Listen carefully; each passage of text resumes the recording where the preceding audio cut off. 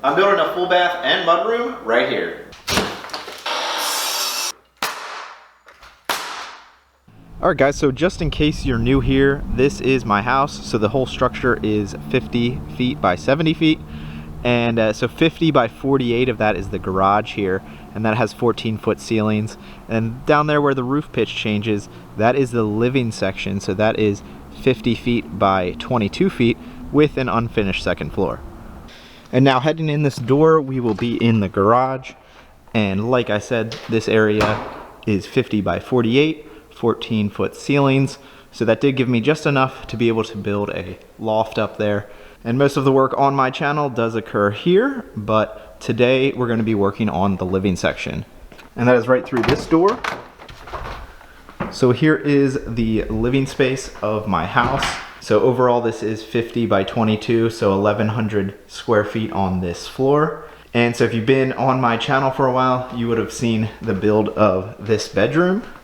I did this about a year ago, just a small extra guest bedroom with a closet there, and that closet actually connects over to under the stairs, which behind here, there is a hidden door right here, and you open that up and that is where my pressure tank and my water heater are. So when I first built the house, the only walls were right here to create my master bedroom, and so this is the master currently with a bathroom and a walk-in closet. And so now that I have this guest room, it would be really nice to have a bathroom out here so that guests don't need to walk into my bedroom to use the bathroom. And also just anybody that's over at the house don't have to go through my bedroom. So this will be the area that we're working on.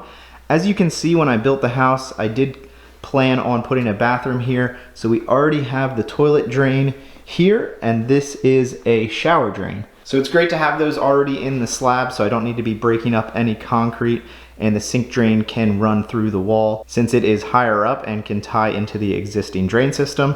And the other thing I've always wanted to add was a mudroom entranceway in this area. As you can see, this is where my washer and dryer are, so it would be really nice to have a separate area here to hang coats, maybe put a bench over here, and also to be able to close off this area with a door so that when my washer and dryer are running, I'm not hearing it out here in the living room.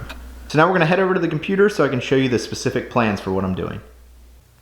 And here's my basic plan. So I'm going to be adding this wall here, and then this wall, which will then basically create a hallway. And I'm going to be lining this wall up with the existing wall that is in my master bedroom.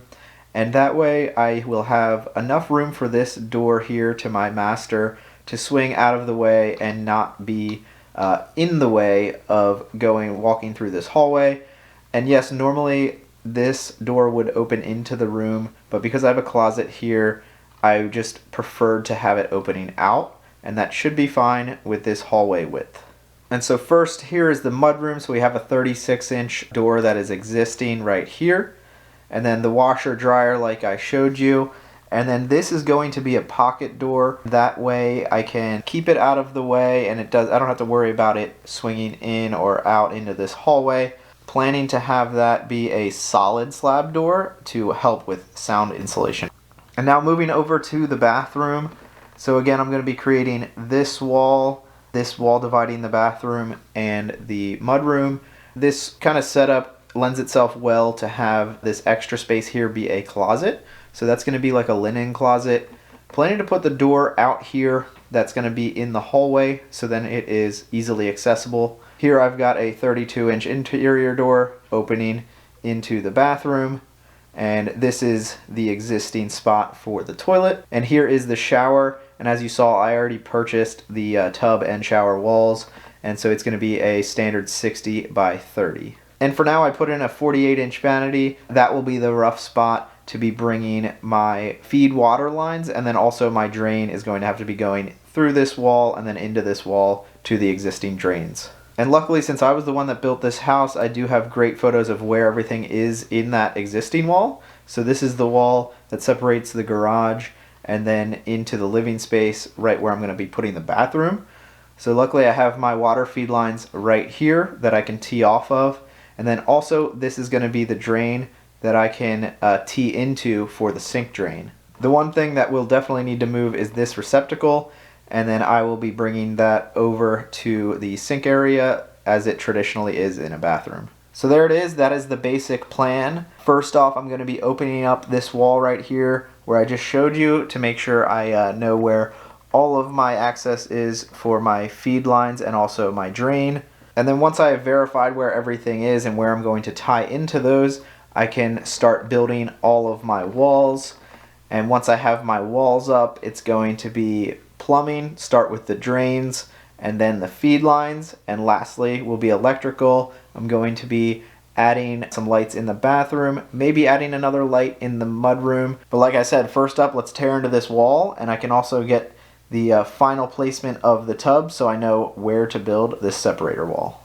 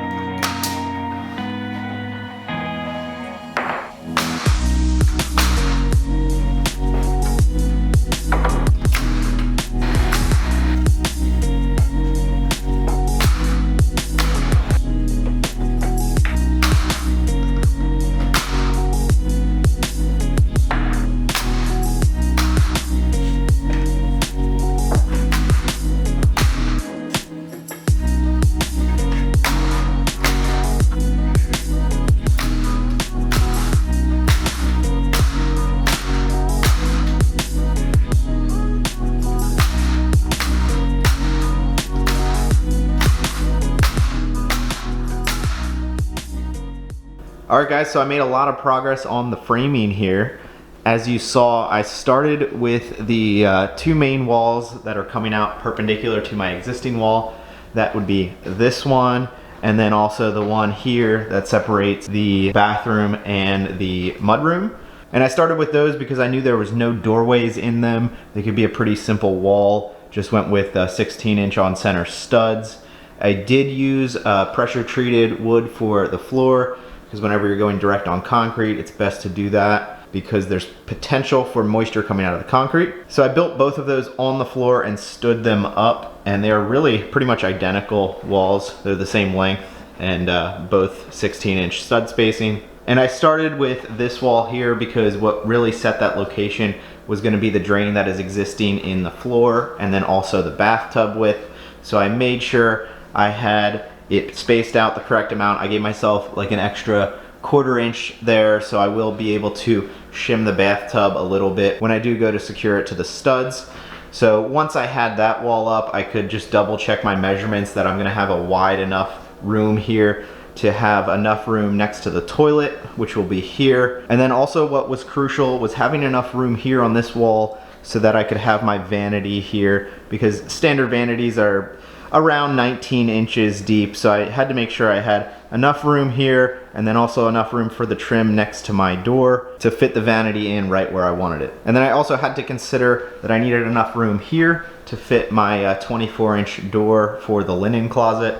So once I had those two walls up, I got to work on framing this hallway wall, and this one was way more complicated because there were 3 doorways, and it just made much more sense to just build this in place rather than trying to build it on the ground and stand it up. One, I really wouldn't have had room, and it would be a little tougher to make sure I have everything in the right spot. So here what I have is a rough opening that is about 34 by 82 for my 32 by 80 door. Here it's about a 26-inch rough opening for the 24-inch door. And then this is a much larger opening, and I had to refer to my pocket door kit to make sure I had that rough opening correct. So that rough opening is something like 64 by 82, because you could imagine you have room for the door here, and then you also need room in the wall for the door to slide away. So I will eventually install that door kit, and it has basically a steel frame that will sit in this section. And yes, I do have a little bit more framing to do here to frame out the linen closet, so that's just going to be an L there next to the bathtub, and then here going into that wall. I have also a small wall that's going to go here. Since my bathtub does need to be pushed out from the wall a little bit, I will be framing a simple wall there and then a tiny portion there to get into my existing wall. So I am waiting to do those until I make sure I have the plumbing figured out for the bathtub and I know its final location, and then it will be easy to frame both of those once the bathtub is set. And also, as you can see, I opened up this wall. It looks like a really big opening for what I need to do, but I thought I might as well just do a standard 4-foot height here, so I can just replace that with 1 sheet of drywall, and then I have plenty of room to be running my drains. So next time I'm going to be working on the plumbing. I'm going to be running the drain for the sink that's going to tie into this drain vent here. So it's going to be starting there, tee off, go through this wall, make a 90, get over to around here, because that's going to be the center of my vanity. And I'm also going to be doing the drain and overflow for my bathtub. I have a little bit of a unique setup, so I'll get into that next time. And then once I get the drains figured out, I can go ahead with the feed lines, and my hot and cold are right here, so I'm going to be teeing off of those. And then I'll have to run both to the shower, of course, the cold to the toilet, and then both over here to the vanity for the sink. And my initial thought on this big change to my living space, it's looking pretty good, and it doesn't seem like it's making anything too tight in here. There seems to be plenty of room here to still have a table where I have it, and not too tight in my kitchen. And I kind of like that my bedroom wall here is set back more than this wall. Kind of opens up nice, and then if you are out here in the living room, you can easily get into the bathroom straight through here. And the hallway is definitely not that narrow. It's gonna end up being about 41 inches wide when it's finished. So some standard hallways are more like 36. So that width seems to be really nice and definitely not too tight when you're walking through. So that's gonna be it for today. Let me know what you guys think of the new layout in here. And like I said, next time we'll be moving on to plumbing.